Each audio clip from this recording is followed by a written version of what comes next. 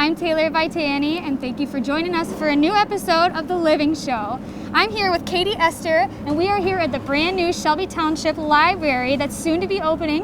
And Katie's going to be telling us a little bit about the brand new library. What can you tell us? Well, residents have been watching this library go up little by little all fall.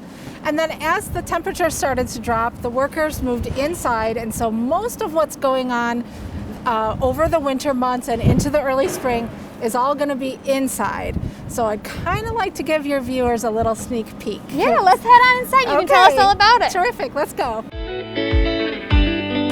So this is a huge space. So much room for so many things. Tell us about if there's going to be any special areas for certain things, any kind of features you're going to be adding on. Lots of cool new features. And when you say it's a huge space, it is double the size of what our current library is. So that's amazing. You're right, it's much bigger than what we're used to. So yeah, we'll walk around and I'll tell you about all the cool things that are going in this space. Right now we're standing in what would be the lobby. To the right of us is a long hallway. In that hallway we will have a 20-foot Puabic pottery mural on the wall there, which will be a beautiful art piece. The other thing we'll have here are tables and chairs. People can take a snack there, use their telephone there. Sort of a congregation place and a place in the library that's just a tiny bit louder than the rest of the library. Right. Once you move into the main space, we want the noise to come down. So show us, I see over here, this is like what my eye is being called over to. So tell us a little bit about this area here. This gorgeous space is going to be our children's area. Inside the children's room, there'll be a beautiful tree, not a real tree, but it'll look like a real tree. And when I say it's a big tree, it's going to be about 20 feet wide and about 30 feet high. It's going to be So you're going to decorate it for holidays and all those things? The lowest branches are almost 9 feet, so probably not then. It'll just be a very big decorative tree. Okay, cool. So there'll be lots of cool things in that tree. They'll have a little beehive hanging from it. You'll be able to hear buzzing. There'll be birds in the branches, little firefly lights that light up that kids can find, a little hidey hole with an owl sticking out. So really just a spot of whimsy in the middle of the children's area. But there are so many fun things going in the kids area. Some things I have to keep a little under wraps. We have something called the Magic Book, which is coming, but it's the first of its kind ever to be made. So I'm going to wait and let it be a surprise for all of our residents. That's so exciting. Yeah. Oh my gosh. So this will all be dedicated to children's area then? All children's stuff. So kids will have a beautiful new space. And in addition to this space, if we go a little further, what will be the next room is a children's programming room. In the current library, we have never had a children's programming room. So when we had story times or we had a coding class for kids, it would happen right in the middle of the library. Right. So now we'll have a room dedicated just to children's programs. Well, there's plenty programs. of room for it, right? Yes. That's so cool. It'll be beautiful and it'll have appropriately sized children's tables that they can work at, and a lot of really special features that will make it, durable for children and comfortable for children. That's so all of our story times will happen there and all of our children's programs. So as we're moving farther back in the library, now you start to come to the desk where you'll find folks that can help you. So where we're standing right now is about where the circulation desk will be. Okay. But one cool thing that we never had space for in the old library is there'll be an alcove just to the right of the desk where we have self-checkout stations. Oh, wow. So that makes it convenient. It does. People have asked for self-checkout stations for at least a decade, and we just never had the space for them in the old library. So now we'll have at least two, and if they're really well received and we see people are really using them, there's space for more. That's so cool. But of course, if you don't want to use them, there are always the smiling faces at our desk that are happy to help you too. Awesome. So how much, like for a library card or a membership, or how does that run here? How's that going to happen? So people's tax dollars already pay for their library card membership. So it's free to get a library card. You need to live in Shelby Township. if you don't live in Shelby Township, if we have residents that live in Macomb, or we have people who live in other areas, we are part of a cooperative which allows your library card to not only be used here at this library, but any library in Macomb County. Oh, very cool. Right, That's so awesome. our residents can come here, but then if they want to go across town because the movie they're really waiting for is in Sterling Heights, they can go there. Clinton Macomb, they can go there. So we have a nice sharing That's awesome. system That with gives other people a lot libraries. more opportunity It too. does. That's very cool. It does, yeah. So past the desk. Past the desk. What's going to be kind of back this way? So to our left, you're going to have the teen area. Well, teens have never had their own area separate. Right now they have sort of an alcove in the old library. This is going to be a whole room just for them. Oh, wow. It's going to have computers, and it's going to have study tables and comfortable seating where they can lounge and talk and That's sort so of have cool. their own area away from the that's prying eyes of the librarian. Yeah. And then kind of real exciting back here, straight down this corner here is going to be our floor-to-ceiling fireplace. And that fireplace and the adjoining furniture was all donated by a local family. Oh So my gosh. the Joe and Karen Gale of Shelby Township, and that will be the Joe and Karen Gale reading lounge. That's So really cool. beautiful furniture, and a really cozy nook to sit down with the newspaper and a cup of coffee. Yeah.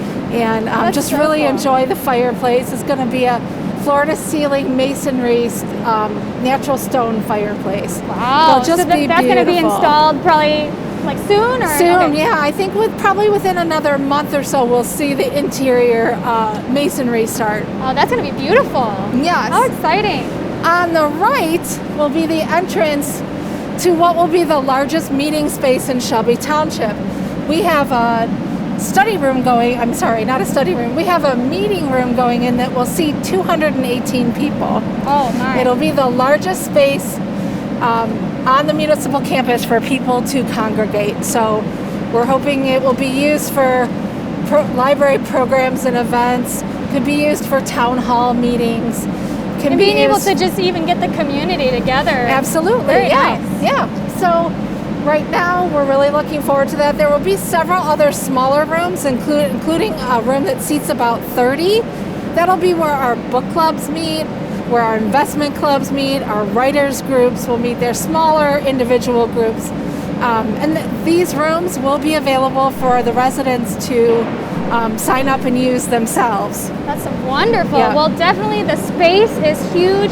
So much room for so many things. I am Yes. so excited to see what you're going to do with this. Oh, so many cool things coming. We haven't even touched the tip of the iceberg, but I think our residents are going to be so thrilled with what they see here.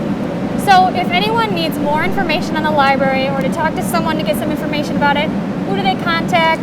Oh, sure. Well, anybody could call the library and ask to speak to me. I'm there Okay. Monday through Friday from 9 to 5. I'm happy to talk to any residents that want to ask specific questions about the types of things that they could find there or And any other do they ask questions. for you then? Oh, sure. Okay. They can ask for me.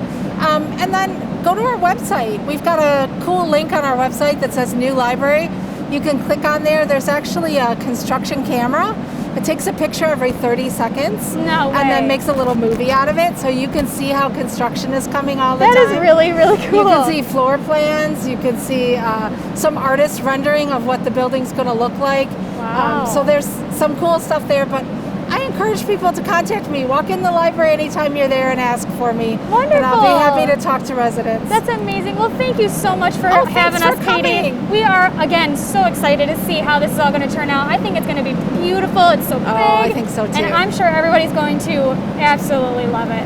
So. I hope that the residents are so happy with the finished project. And I hope that you come back and check in with us during the construction progress so that Yeah. we can show you sort of as things evolve here. We will absolutely be back. I can't Great. wait. I'm so excited to see how it's going to go. So thank you so much, Katie. Thanks, Taylor. Humans have been gathering around fires, sharing stories for centuries. Uh-oh, it appears these hot ashes are about to be dumped, which could possibly start a wildfire. Oh my gosh. Bear. Wait just a minute. Is that The Smoky Bear? He scared us.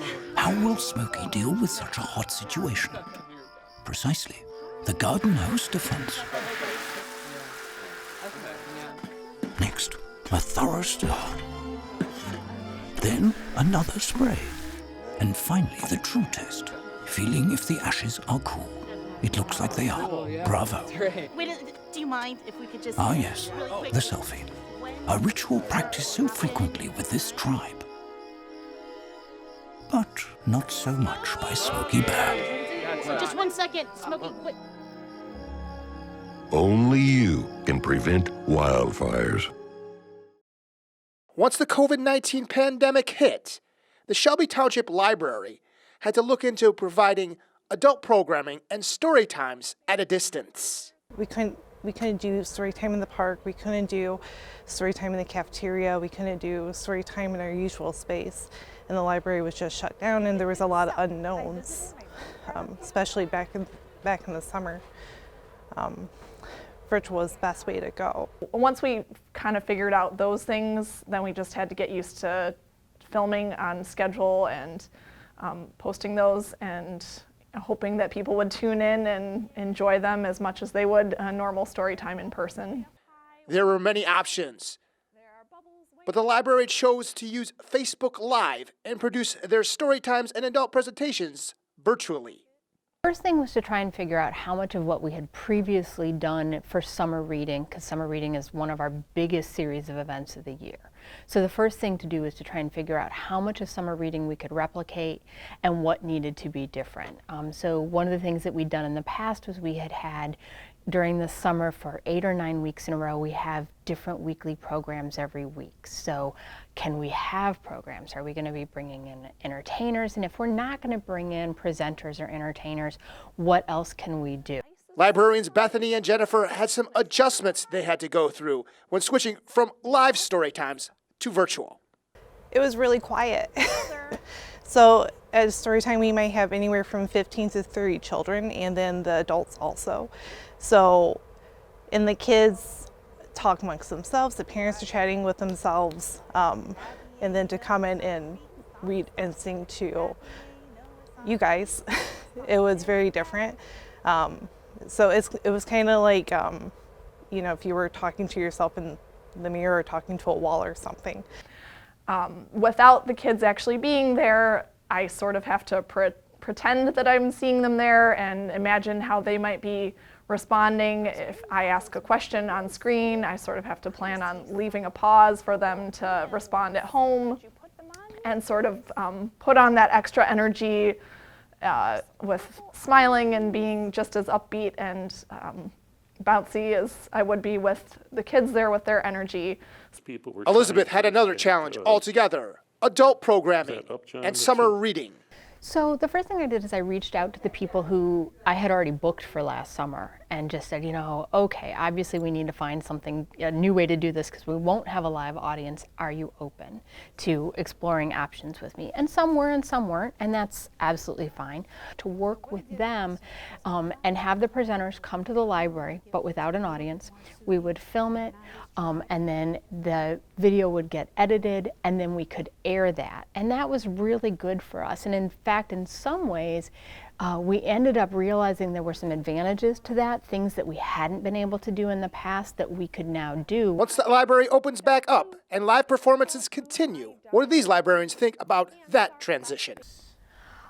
Once we're back and we can actually have people, I think I'd be very excited. It's going to be a big change because we haven't been around kids for so long. Like, it's just going to be like switching gears. So the first story times back with the kids might be a little rough, might be a little awkward, but or it might be a lot of fun, and everybody will be really excited.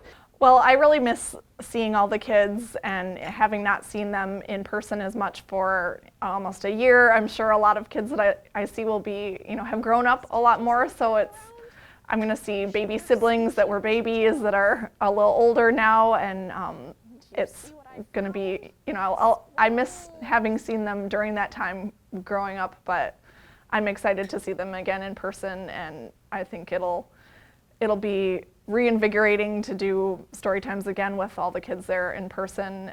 Living in Shelby Township, I'm Andrew Shelsky. And I hope you've enjoyed it, and thanks for joining me on this. Bye, friends. We'll see you soon. Thanks for joining me today, friends. We'll see you again next week.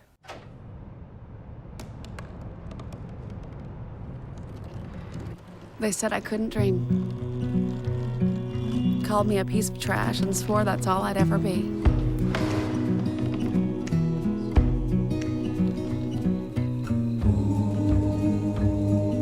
Said a bottle couldn't see the ocean.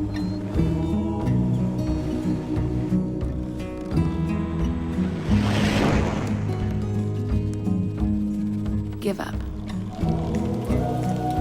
Go back to the dumpster.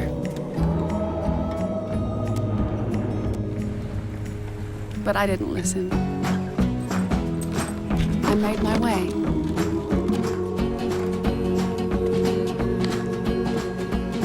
And now, I am what I've always wanted to be.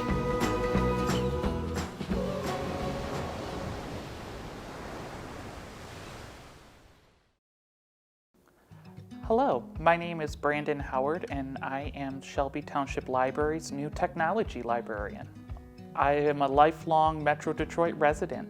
It's an exciting time to join the Shelby Township Library. We have a new library that's being constructed generously from the city right down the road, and I look forward to being a part of this awesome team and delivering all the technology needs of this community. I've always just wanted to give back to the community in some way, and so I found that providing technology assistance and delivering great customer services was two of my strong skills in my life, and being a librarian was just the right fit. So what does being a librarian entail? Well, it's a lot more than just answering questions and recommending books. Now libraries have databases, we're doing curbside service, so we're running books out to your vehicles, we're doing story times and virtual story times. And as the technology librarian in our new library, we will have a 16 computer lab where I'll be presenting classes and virtual classes, learning computer basics, up to the more complicated stuff. What side of the mouse to click, to word processing in Microsoft Word, and creating data sets in Microsoft Excel, to even things that are day-to-day that we use and take for granted, like setting up a Facebook account and an email, and learning what to do with that iPad and how to access the myriad of library resources. All library programs are free, so it's going to be really exciting that you'll be able to take these classes to either just advance your life, or maybe you need to learn a skill for your careers. There is this notion that the library is outdated, when in fact the library is one of the most used resources in a community, and libraries were attended more than movie theaters even, I believe, last year. We offer an incredible set of resources online, so you don't even have to enter the library to be able to access genealogy databases, car repair manuals, business resources through A to Z databases, background checks. If you ever need book recommendations, we always look forward to recommending books and media that are to your taste. So feel free to give us a phone call, and we will look forward to answering your questions.